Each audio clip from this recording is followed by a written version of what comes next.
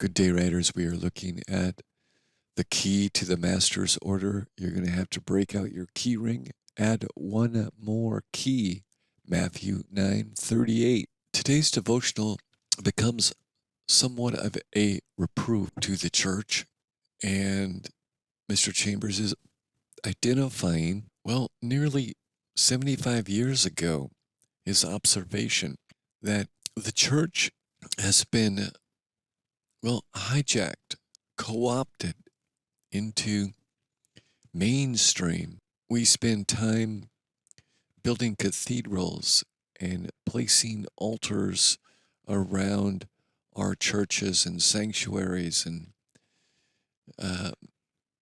making medallions and trinkets and doing all kinds of things that indicate we are incorporated into a conglomeration. May it not be so.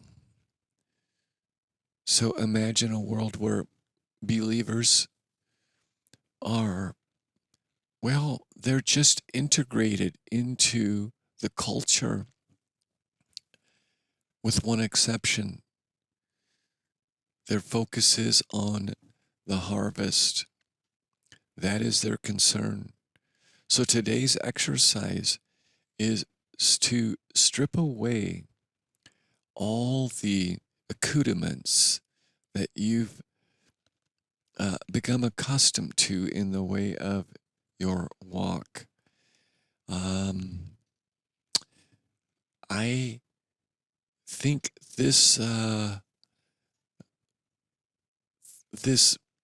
devotional recap, or whatever you want to call these, it could be one of them. May it not be so, but let's consider Peter. After seeing the meeting between Jesus and Moses and Elijah, instantly, knee-jerk reaction, build an altar. And that's sort of what we've become like, running around like chickens with our heads cut off, trying to do something for God, but nevertheless, not pausing long enough to really be in prayer about what we're doing and what is happening. Today's exercise, there are individuals around you. Blend in, but never lose focus. Is somebody ripe for the harvest? Is Jesus calling you to speak a word, to perform an action that is in him, to bring someone else closer to the kingdom of God? So that Mr. Chambers, again,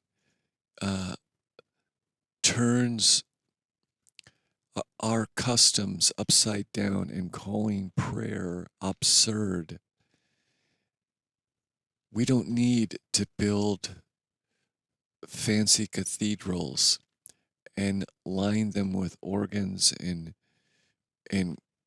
choir platforms and internet cable and cameras and televisions. We need to be in prayer with the Lord of the harvest and not focused on altarism, building cathedrals, what have you. Mr. Chambers points out that prayer is absurd. And when you think about it, when you think about all we do to recognize our Creator, that something as built into us as simple as prayer is with us. We can pray. We don't need to have a cell phone connection. We don't need to have a locket. We don't need these things. We just need to seek God out. With that being said, let's park it here till we write again.